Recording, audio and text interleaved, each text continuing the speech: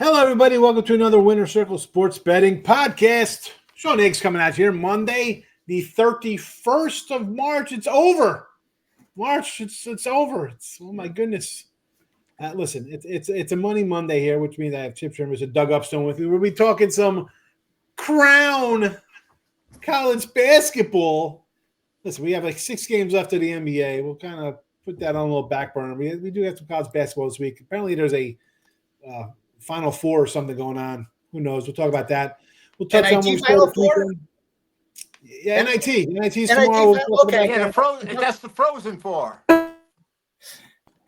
got NIT. We got the Crown semifinals. Baseball, too, as well. Before we get to all that, hit the like, share, subscribe, notification bells on so you know each and every day we come here on the Winner Circle YouTube channel. Liking is very important. Leave a comment. Let me know what you think about these games that we talk about here today in the Crown. Also, notification bells so you know each and every day. Doug and Chip, Monday and Thursdays. I got Brian and Matt, Tuesdays and Wednesdays. Matt Fargo was here live on Friday. It was Mark Lawrence this Friday. He popped in. So apparently he said he's coming back this weekend to talk some Final Four. Who knows? Maybe he'll have some more NFL nuggets. We had a nice little rant about player portal, no money and stuff that, 700 guys going to the portal on a Monday with games still going on, which is as bad as the bowl stuff. We'll try not to. I'll try not to rant here in the go like our channel section of the show. Gamblersworld.net is where you find our best bets. This is our free pick show. We are 41-36 with college basketball in the free picks. We're looking to go 3-0 today. If you want our best bets, whether it's in college hoops, NBA, hockey, Major League Baseball, that is all at gamblersworld.net, where our 3, 7, 30-day packages are guaranteed. We show you a profit or we credit you back. You want a day pass, $69.99, where a day like today where you have a obscure basketball tournament. You have NBA and hockey and Major League Baseball starting in 2 hours and going right till 10 o'clock at night. Multiple packages up by cappers. And all access pass is great.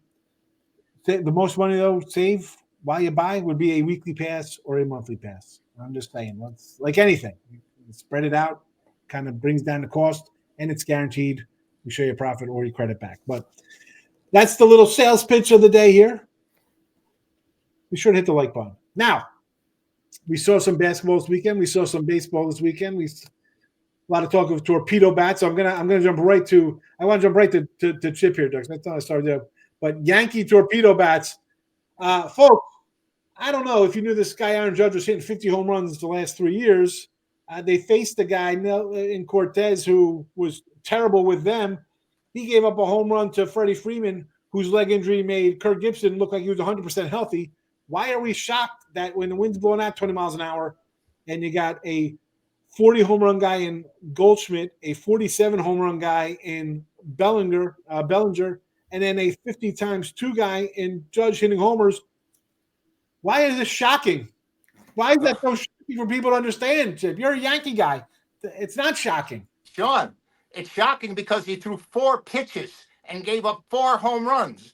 He only threw 3 pitches in the opening day, and the last pitch he threw against the Dodgers was a grand slam. So Cortez, he wasn't very happy with his return to New York. 4 pitches, 4 home runs. I mean, I've never seen that. Have you? I mean, it's incredible. But he's bad. He had a good half season 4 years ago. Yep. Well, that's why they weren't so upset about getting rid of him, but they sure were happy to face him. Oh, well, 9 home runs is noteworthy. I mean, I don't care how you look at it. I don't care what the conditions are. 9 home runs is 9 home runs. And the bats are legal. So, I mean, what is it? It meets the specifications. Yeah, I think it's actually pretty cool, the idea behind it. I don't know if you guys read it or not. It makes sense. Put the wood in the they want to distribute. No, we always talk about, like, we play baseball as kids. You want to make contact, center the bat, right? But the bat on that's where it should be centered. I think it's perfectly. Put the center of the bat on the center of the ball. Something good's going to happen. Maybe it's normal. Out of all this, Mark Volpe will be the name that everybody will remember. Yeah. Okay, because it was actually he was the study case. Okay, for it. Because he was always hitting the ball in the trademark. And so the idea was to eliminate the trademark and to put more beef in the lower part of the bat. So adjusting the sweet spot essentially is what they're doing. They've adjusted his swing this year too, Doug, because he had the launch angle swing, and where shortstop, he was hitting 220 with somewhat power, but now they're looking for him to hit 250, 260. Yes, so, which I think is in the long run will be a lot better off. I like it. Technology. Listen, I just see it's like, I look at it as a grand picture. It was a bad pitcher. It was wind blowing out. It's a friendly stadium. The Brewers have no number one starters. They're a team of 3 and 4 starters. They're not a good team. We're going to see teams explode for runs this year. I mean, could be. We'll see. We've seen it before. We see like a Woodruff going to pitch for them? I mean, my goodness. Yeah, they're in. They don't have a lot in terms of pitching. I'd like. Speaking of baseball, I'd like to add one more thing. I watched the Colorado and Tampa Bay game. First game at in George Steinbrenner Stadium. I think it's called. Is that what it's called? As I recall. Yeah, Steinbrenner Field. Then. Yeah, Steinbrenner Field. Okay. And now this was my impression, and I'm curious then to find out tonight then too. 12,000 people there. So basically, a bigger crowd than they typically get in, down in Clearwater. Yeah. And it was a lively setting, okay, because it was outdoors. The whole thing just had a better feel about it. Go ahead, Chip. Go ahead, Doug. What I was going to say is that I've been to that park and I've been to a lot of minor league games. You're so close to the action. I mean, like you said, 12,000 people. It really makes for a great atmosphere when you're there. And I was looking at that game, and it had a whole different look than any preseason game that I've seen there before. And, it was kind of it's going to be interesting this year, and I'm wondering what the Athletics, no longer Oakland or Sacramento, are going to do in their minor league park this year as well. Yeah, and that was my point, because now tonight is their home opener against the Cubs. So I'm curious to see, what that's going to hold. And it's just, the only thing baseball though can root for is that neither Sacramento or Tampa Bay get into the playoffs, because it would be flat out embarrassing have a 12,000 seat stadium for a playoff game. No matter what. It'll be sold out. Steinbrenner's got to be smiling. I mean, he's back in the action every day. You're going to hear his name. So right, yeah. And you know what? I give the organization or the ownership a lot of credit, because they didn't have to do that, but they stepped up. And I don't know what the financial arrangements were, but I thought it was a very nice gesture. I'm sure though it's like for them. Sean? You got me? I'll say for the Yanks, yes. Are they getting money? Maybe, but they might also say, you know what, you're giving work to all of our employees. Like that's like how does that work out? Like, is it the Tampa Bay people from their stadium come in and do the concessions? Like, that's kind of people who need to work. Like the Yankees getting X amount of dollars, it's not going to really affect them. They're already paying Tampa Bay because of luxury tax and nonsense. So to them, it's whatever. It's like the everyday person who works for the Rays and who worked for the Yankees. Those people are probably like, wow, this is great. You go there, it's jam packed. Well, and I'm sure they slimmed down the crew. I mean, you're going to only a capacity of 12,000. How many people have actually been, like, say, dodged? Yeah. And depending, how far did they work in Clearwater? Did they work, in Tampa? I mean, that's the other things you don't know, and we'll never know. I'm not a fan of like how they put like all the nets like down the lines. I'm like, who the heck? You go to a game, stay awake. It says ball. Pay attention to the game. Flying bats and balls come at you. Yeah. But I'll tell you what, in a minor league stadium, because I go to Sugar Land and watch Houston play. If I'm going to a 80-game regular season of Astros hitters or Major League Baseball hitters at the park, I sure as hell there's no way I'm sitting down those lines. That is like a death sentence. Like they better extend those nets all the way. Think about it. Like this isn't minor league guys, Right. We joke about 4A type players. The difference of the two, I mean, bats coming off the balls up there. Holy cow. I hope I don't know. Did they extend the little nettings? I don't know about Florida, but I do know here that most of the parks, it goes, if you go over the third bases, it goes probably another 50 feet beyond that, and it comes down just a little bit, and then beyond that, it's wide open. And I mean, you can protect. It's the old story. You can only protect all the people. You can never protect all the people all the time. They have to have some. I think of Sugarland, and if you're like down the lines, if there's like one of those frozen rope line drives going into the thing, someone's going to be standing and just get drilled in the head. It's going to be. Don't they have netting on all the major league games now? They have netting, but not necessarily. They've tried to reduce it, to a certain degree. So it's not at least the parks that I can think of. I don't think it's all the way down. It was for go to the outfield. Right. That's what I mean. Yeah. Not down the lines. Think about it. But like you said, Chip, it's like you're so much closer to a minor league stadium. Yeah. Right. Yeah. Regular stadium, like, I'm in left field. It's all right. You got people going to be like, oh, there'll be a lot of reaction time. Here, that reaction time is going to be cut in half. And you have so many younger people there. It's like older folks, younger people with families. It's, I don't know, man. But I think it's a requirement. You have to be 78 years old to live in Florida. I think that's part of it. Yeah. Oh man, enough of that. Let's get into some Crown basketball here. We can talk baseball. We love our MLB. We could just talk all the time about that. But let's get into the Crown here. I started with Chip. I got to start with Doug now because I just went to you for that. But you have the 8:30 game here, Doug. Nebraska and Arizona State. Now, I saw a lot of time like, we got portal guys, this and that. But there's no motivation for these teams, folks. These teams were all basically invited to play here because the winner gets, I think, $300,000, runner-up gets $100,000, and everybody else gets like $50,000 or something. There's money to be made here. There's definitely motivated. These teams did not have to come. They gave up going to the other tournaments to come here. So they all want to be here. Nobody doesn't want to be here. So let's just throw that out the window. A lot of times, this is not the NIT where a team gets snubbed and they come out and lay an egg.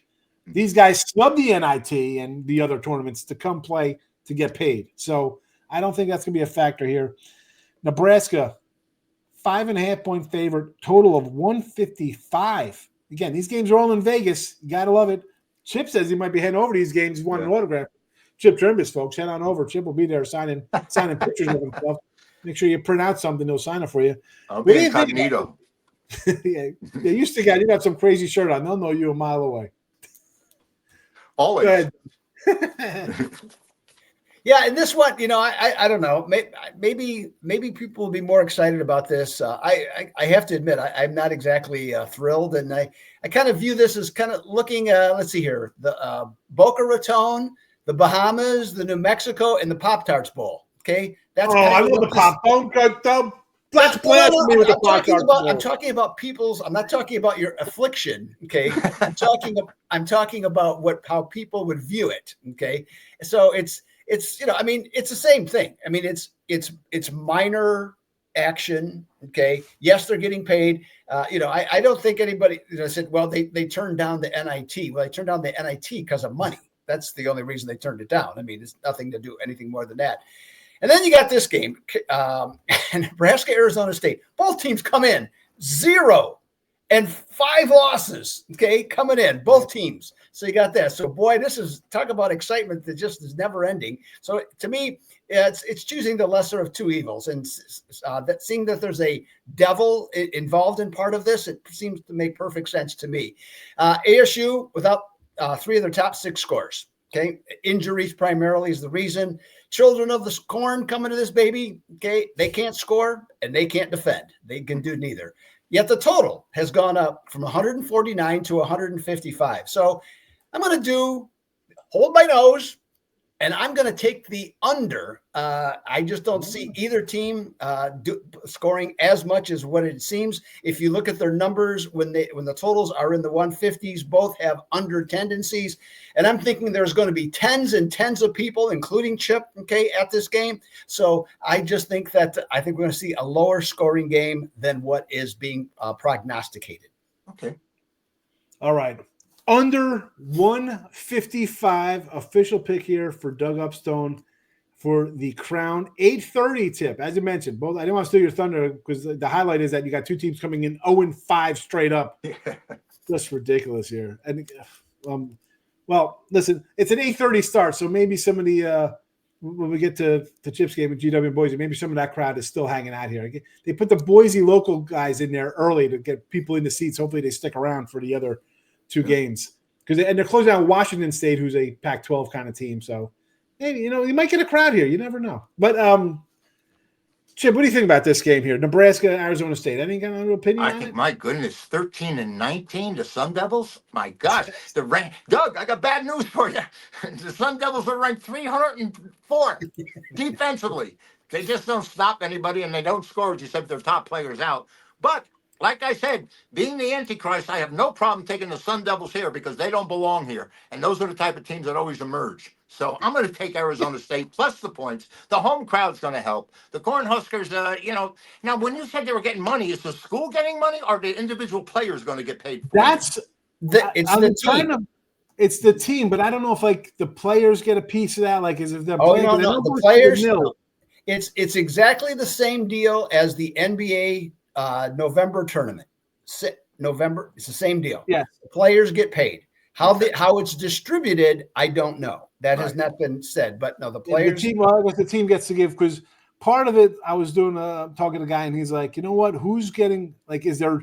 If it's just to the nil, the seniors don't really give a rat's ass, right? Who cares? But if it's for, hey, we're playing today, everybody's gonna get $10,000 something. They'll be like, hey man, I'm gonna come out. You gotta get to the semifinals to get paid. By the way, yes, it's not everybody. You got to get to that's four teams exactly are getting paid. So does the school pay for the trips, or does the tournament pay for them to come out there? The tournament pays everything. They paid everything. Okay. I think they dropped $1 million for the hotel, room and board, and then it's $300 for $300 for the winner, 100 second place. I think 303 and 150 for second. Yeah, and then the other guys get 50-50. I think it's 50 for third and fourth. Yep. So, hey, listen, it's good little incentive for the guys. Do you think the players will think there's more pressure on them that they're going to be getting paid as opposed to playing a regular college game where hard to say. Yeah, I don't know. I look at it as because I know there's some guys portal guys like the Arizona State's kid's going to St. John, so is he playing? I don't even know if he's playing. He could be playing because some of the portal guys are playing. They're playing in the NCAA tournament, so you never know. You know. But again, official pick here. Under the 155 from Doug. This is Doug's free pick. If you want his best bets, gamblersworld.net. The man is on a 63% run in March. That's good. All right. Don't be fooled by nonsense you see everywhere. So 63% is ridiculous. That's a ridiculous run. It just is. You could say it's not. Oh, I do that. No, you don't. You don't do that. No, you don't. I don't care what you see on Instagram and TikTok. This is a great run. Doug is having a great month. Gamblersworld.net for his best bets. And while you're over there, hit the like too while you're watching the channel. Make sure you hit the like button. And Doug on Thursdays, Shoot the Rock is still rolling with NBA, even though it's winding down. And I'm sure you'll do a baseball one. I keep saying you will. Basketball. I'm forcing you into doing a baseball one. I'm sure Doug will do a baseball. That's next week. I'm doing college basketball today. And then I'll have an NBA one. And then next week, we will jump into baseball for sure. There we go. Love it. All right. Next game on the docket. This is the first game, which they're hoping put some fannies in the seats here. Boise, Mountain West Darlings. Here we go. 8.5-point favorites. Big faves here over George Washington. Total of 141.5. I personally think Boise's win the whole thing. I think they're the most quote-unquote motivated team to do it. I think they want it the most. Just by the coach upset about guys leaving, a whole lot of nonsense. I love Boise. That being said, this is your game. Chip, take it away. Well, these are the two best clubs in the tournament here. Well, George Washington, 21-12, not bad at all, and an excellent defense. Boise, 24-10. Both these teams were 16-17 and 15 against the number.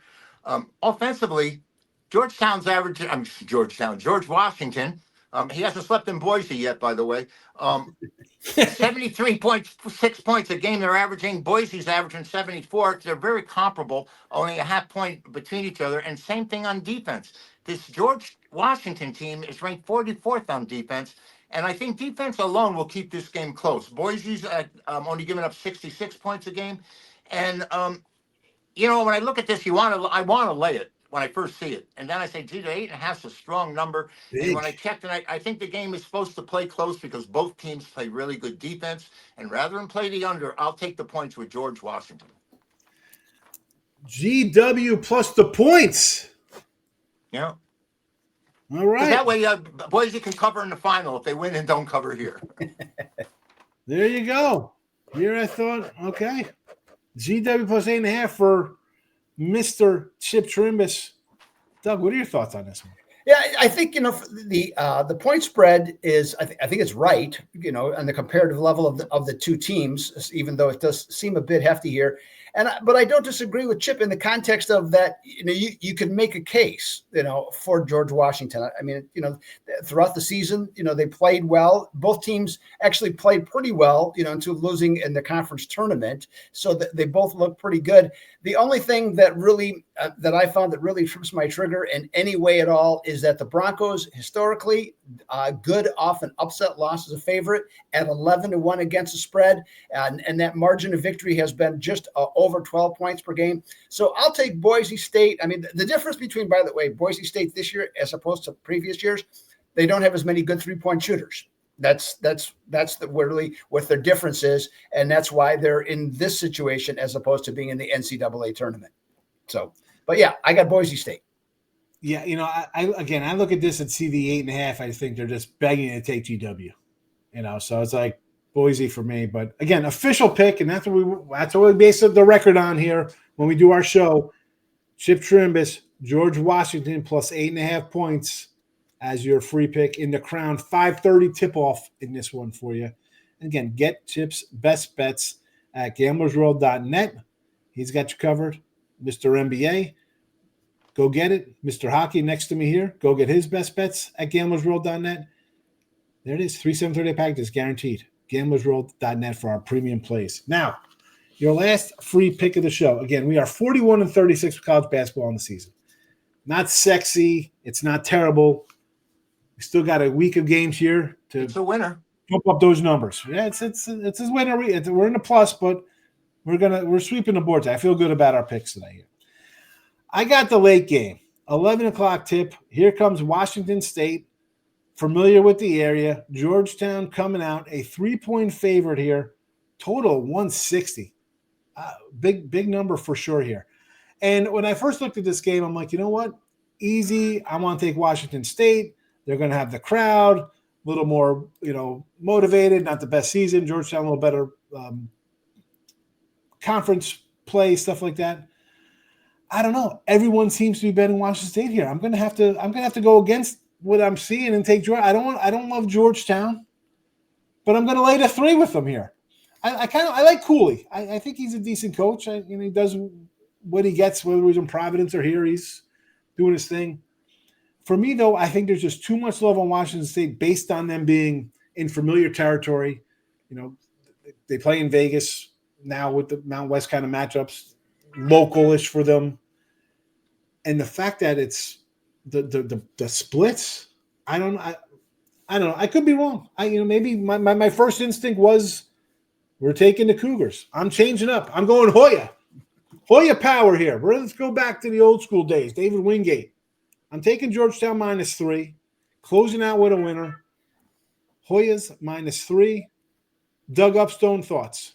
Yeah, there's a lot of that. I agree with you with a lot of Washington State. And actually, I do have a side on this particular game myself. So instead, I'm going to look at the total. And Washington State, in their last 5 games, the average score has been 174 points. They have scored a lot. They have given up a lot. Georgetown, they lost 6'10" Thomas Sorber, who decided to go to the NBA draft. Since he has departed, they have given up nearly 80 points per game and 54% shooting. So their defense, has been awful. And this is why the total has gone from 154 to what Sean just said up to 160. With that in mind, maybe that will be proven true that number is correct. But when I look at these teams and my rankings in terms of how I do it, this game comes up in the low 150s in terms of how the outcome should be. And Wazoo 19-5 under in away or neutral games against teams that commit 17 or fewer fouls. So what does that mean? That means fewer free throws. Okay, in the contest. So I'm going to go under, whether it be 159 to 160. I'm going under. Under from Doug, and really, I mean, I think the Kempom number on this was like a 153, 154 too. So to see it just get shot up. There's reason to understand why, but I get it. I mean, but like all these totals are they've all gone up. It's great. Like they dropped the baskets a foot and a bigger. I don't know. Unless they're putting money on the rim, right? Like so the guys going up there, like a small stack of 20s. Small stack of 20s, on top of. I'll tell you what, you put a quarter on top of the rim and let Jean Moret jump, and he'll give you change. So there we go. Chip, what do you think about this one?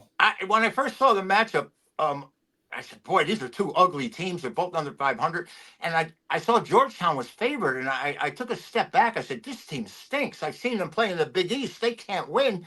And then you look at the Cougars record, and you go, oh, they can beat this team. I'll tell you that, because Washington State looks that bad to me. And the fact that Georgetown is favored on the road, which I thought, when I first read it, I thought it was transposed. And I thought Washington State was going to be the favorite.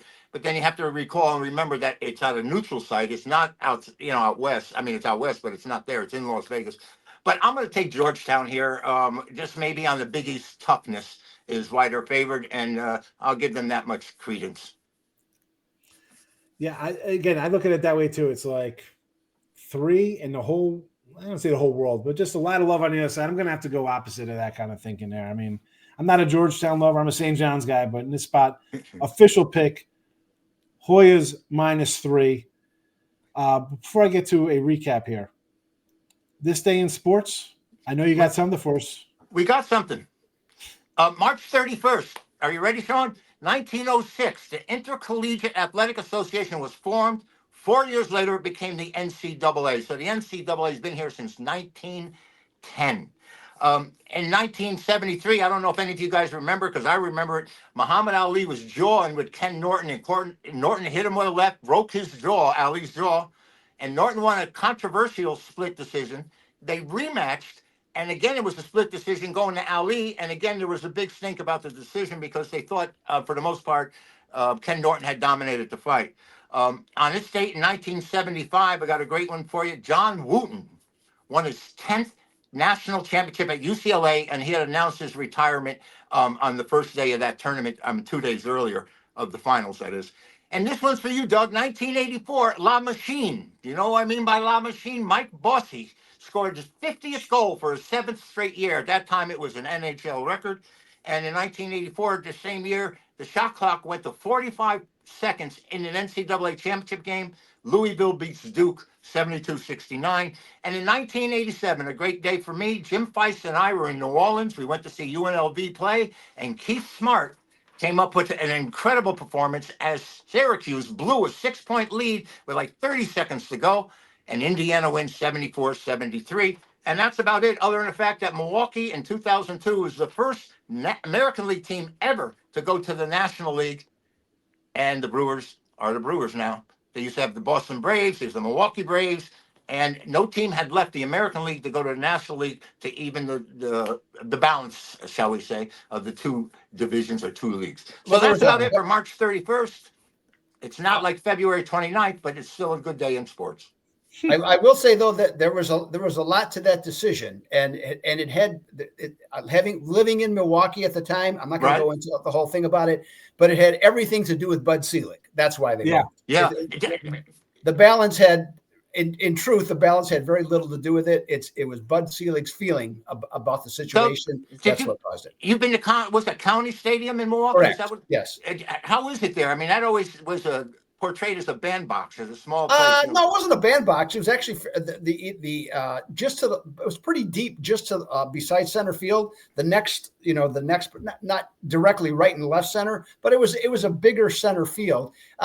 Definitely, the new ballpark, or the newer ballpark, is definitely a bandbox.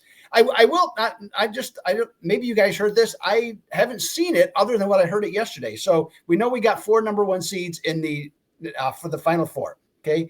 The other thing that was interesting to me is that the last time it happened was in 2008, that we had 4 number 1 seeds. And the last time that that happened in 2008, the tournament was held in San Antonio, just like it is this year. And the dates are exactly the same. April 5th and April 7th. Okay. So I don't know if that was all available, but it means absolutely nothing other than the irony of it.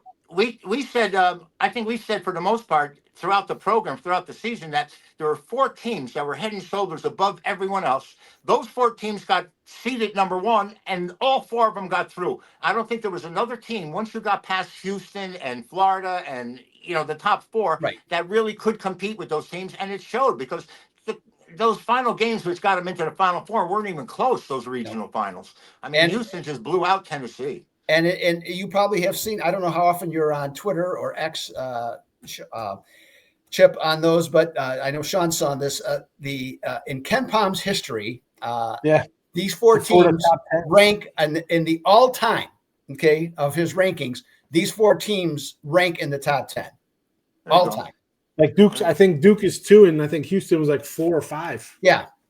So I mean, that kind of tells you right there. Well, my dark horse Houston's now a dog, a pretty big dog too. I got a 12-1 Florida ticket, so I wouldn't mind holding that. Yeah. So they came up favored. I'm kind of surprised at that number too. They beat them by 9 already this year. Yeah. They beat them in Auburn by 9. Yeah. And we don't know how Brown. But Auburn's the number 1 seeded team in the entire tournament, right? Right. I mean, aren't you surprised to see them as an underdog? I am. In that context, yes. Yeah, it's a good point. Good point. My one little thing before I get to the recap here. You mentioned the Old County Stadium. Major League, 1989 Cleveland Indians. They played. That was filmed at the Milwaukee Stadium. Oh, yeah. It was a big deal for a lot of people to go to that on a nightly basis. Believe me, it was a big deal. And it was so stupid too. The other thing that if you watch different parts of the movie is that they talk about it being a night game, but then you'd see the clock and it would be 4:30 in the afternoon because the old county stadium had a clock on the scoreboard. Right. And just to show you how cheap Bud Selig was and Milwaukee was back in those days. Milwaukee. So that was when stadium started having, you could see replays on the scoreboards, of events happening during the game. Milwaukee had a black and white one. Okay. Nice. So basically you couldn't see it. Okay. So they have a replay and you'd see images in black and white and gray moving around. You had no idea what you were looking at because there was nothing to see. So that's like, and living in Milwaukee, that was kind of, at the time, that was very fitting. Bud Selig, a complete bag of CRAP. The guy gets in the Hall of Fame and he wants to badmouth every person who made that possible because they're bad steroid guys. Get the hell out of here. You knew exactly what was going on. No one cared. It wasn't those 5 guys. It was 500 guys. Those guys were just so much better anyway. Ridiculous. That's a whole other a note about Las Vegas in the movie Major League, there was a player, an actor named Danny Gans, who had played in the minors, out here, one of the fabulous entertainers and impersonators, and he actually dies of an overdose of drugs out here in Las Vegas, which they tried to keep quiet. But he was a minor league player, and he was in the movie, and he even, he had a pretty good part as far as, you're only one of the, not the substitutes, but a journeyman, shall we say, as a player. But that was kind of sad. Every time I see the movie, I think of him because he was just, he was a switch hitter and a great golfer, by the way. He was like a comedian. Didn't he have a show out there? Yeah, no, he did. He did stand up. He did a show out here. I saw his show out here, and it was really good. He did imitations, and it's a shame what happens, but drugs are the evil thing in the world. Yeah, luckily I just like to eat and be fat, but that's not even much better. So there's no law against that, so no one's even stopping from going binge eating. Anyway, enough about that. That's on that sad note. Chip has hit us with a sad note. Let's do a recap on a happy note as we look to sweep the board here today. Chip Chirimbes, 5:30 tip-off in the Crown. GW plus 8.5. Your 8:30 game. Doug is going under 155 Nebraska, Arizona State. Your late night bailout play. You're up. You got to bet something. Here you go. Georgetown -3. Don't bet it, folks. You don't have to bet this just because it's 11 o'clock at night on a Monday. Okay, we're just giving out the free picks here. These are our free picks. Our best bets are at gamblersworld.net, where they always are. Get all the chips. NBA, Megabucks, A plays, baseball, whatever he's got going. At gamblersworld.net. Chip, Doug Upstone, #1 hockey guy. He's having, like I said, a 63% month overall. So college basketball's been treating him well. Obviously, NBA hockey treating him well. You don't get to 63% by not winning. Go get his best bets at gamblersworld.net. And for me, I got day action baseball up today. Night action, get a day pass for me. I'm gonna fire away. Slow start to the season. I had a bad opening day, but nice winning weekend here, almost back to 500. So I'm excited about baseball. And that's a wrap here, guys. Have a good one. Chip, have fun at the game. Don't Thank you. Try to pick up any cheerleaders. This guy, we talking to the ladies on the sideline. Anyway, have a good one, everybody. Thanks for watching.